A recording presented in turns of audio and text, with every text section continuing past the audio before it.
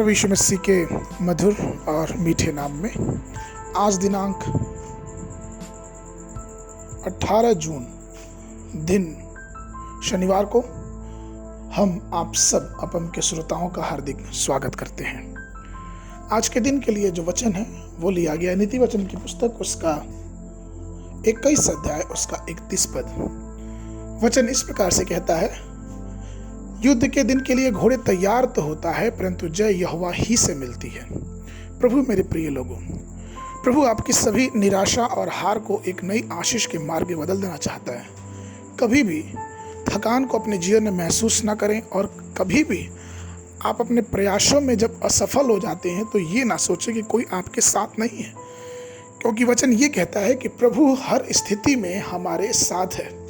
आज लोग भय की विविध आत्माओं से पीड़ित हैं, वे बहुत ही बातों से डर जाते हैं, वे कांपते हैं, उनको नौकरी की चिंता है, वो दूसरों के खिलाफ कहीं दूसरे हमारे खिलाफ ना खड़े हो जाएं, कहीं मैं किसी बीमारी का शिकार ना हो जाऊं और कई प्रकार कहीं मेरे बच्चे अपना भविष्य ना बर्बाद कर लें। हर प्रकार की निराशा की बातों से उन्होंने अपने जीवन को भर लिया है और सफलताएं उनसे कोसों दूर चलती जा रही हैं।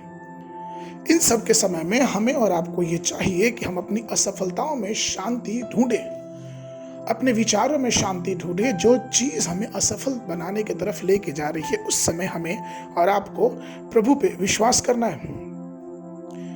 हम कई बार ये देखते हैं कि एक आग विभिन्न सामग्री को अलग अलग प्रभाव देती है। उदाहरण के लिए अगर एक मोमबत्ती में एक मोम में अगर हम आग जलाएं तो वो उस मोम को पिघला देती है, जबकि वहीं पे अगर एक मिट्टी के कच्चे बर्तन में हम आग में रखें तो वो उसको पका देती है।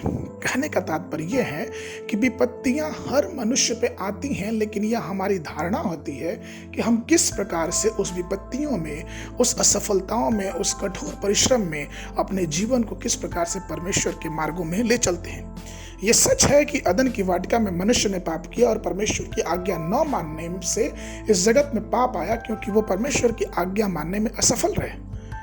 हम ये भी जानते हैं कि शैतान ने उनको आत्मिक रूप से धोखा दिया और मनुष्य की दशा असफलता की स्थिति में आ गई। लेकिन फिर भी प्रभु यीशु मसीह का धन्यवाद कि यीशु मसीह ने दूसरे आदम के रूप में जन्म लिया और उस असफलता को अपने रक्त के माध्यम से विजयी और सफलता का जीवन हमें दिया। उसके मारे जाने से, उसके लहू बहाने से वो सारी हार, सारी असफलताएं जो परमेश्वर, जो आदम के द्वारा हमें श्राप में मिला था, अब वो असफलताएं सफलता में बदल गई यीशु मसीह के द्वारा।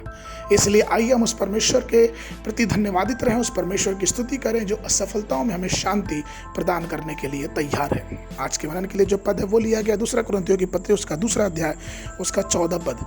वचन कहता है, परंतु परमेश्वर का धन्यवाद हो जो मसीह में सदा हमको जय के उत्सव में लिए फिरता और अपने ज्ञान के सुगंध हमारे द्वारा हर जगह फैलाता है।